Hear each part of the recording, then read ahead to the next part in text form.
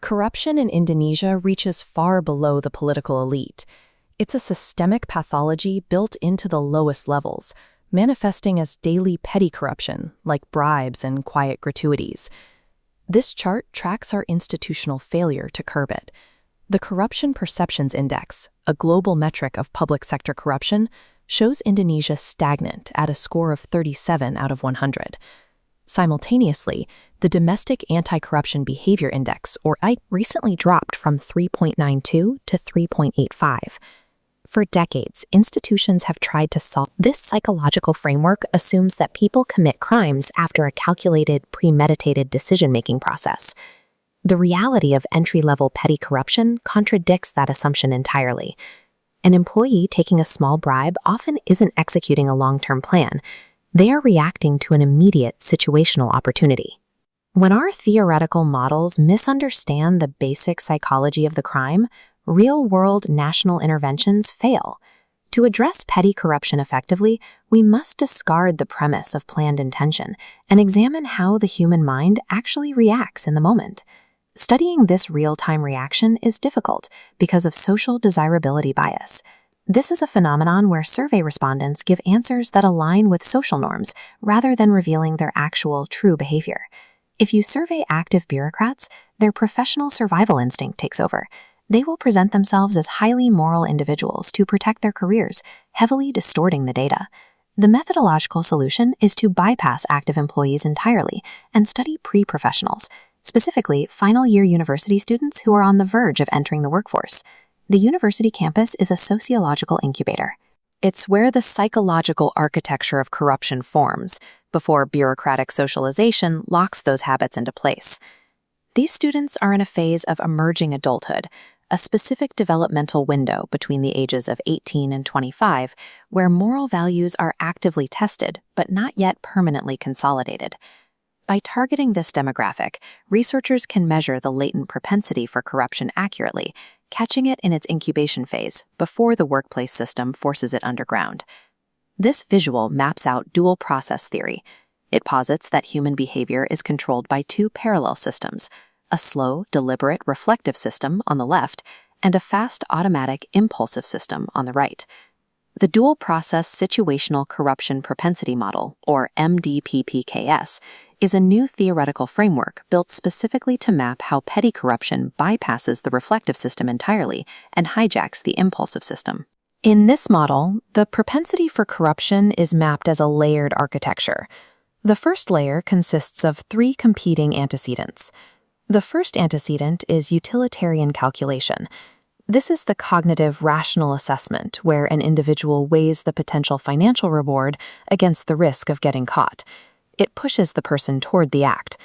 The second is moral internalization. This represents how deeply an individual has integrated integrity into their core identity, acting as an automatic psychological brake against deviance.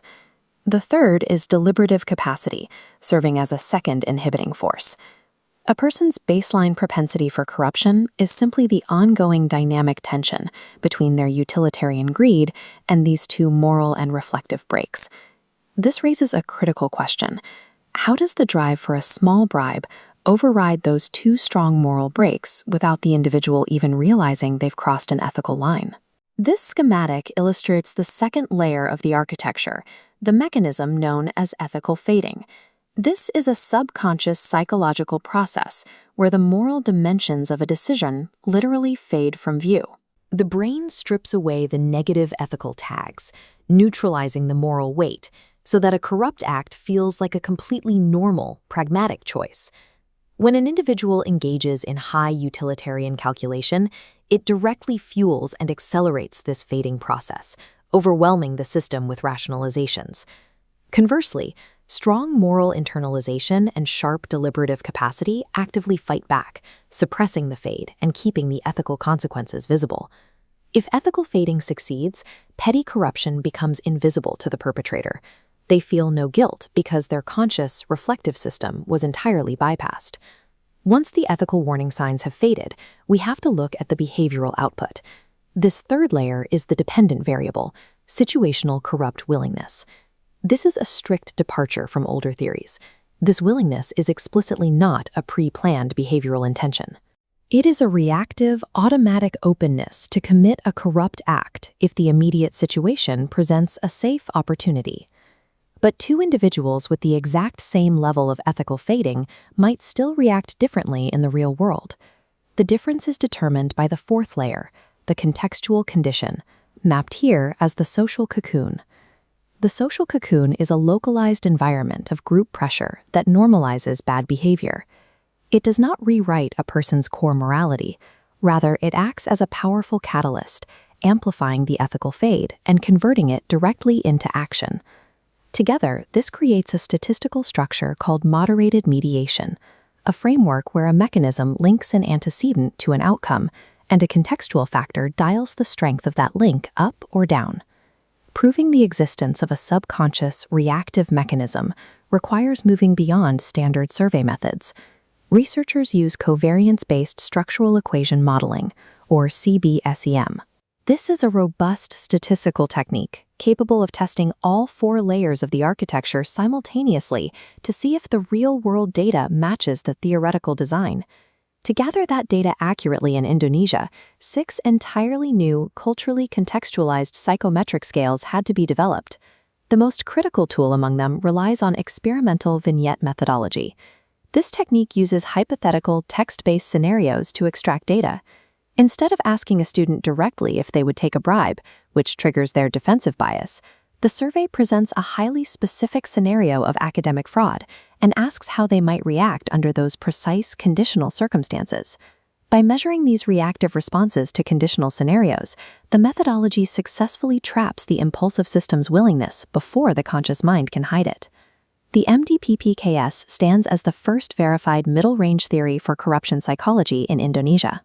A middle-range theory is one that is broad enough to cover multiple contexts, yet specific enough to be tested empirically. The quantitative statistics are validated through a qualitative phase of in-depth interviews, ensuring the mathematical models accurately reflect the subject's lived human experience. When institutions understand this architecture, the approach to combating corruption shifts entirely. Human resources and anti-corruption agencies can deploy evidence-based interventions during the recruitment and orientation of new civil servants. Instead of generic ethics seminars, they can target all four layers precisely, designing tests that screen out high utilitarian calculation, implementing training that boosts deliberative capacity, and deliberately breaking up social cocoons in the workplace. We have to abandon predictive models built on the premise of planned intention if we are going to halt the pathology at the entry level. Defeating systemic petty corruption begins by disabling the reactive, silent willingness hidden in the impulsive minds of tomorrow's bureaucrats.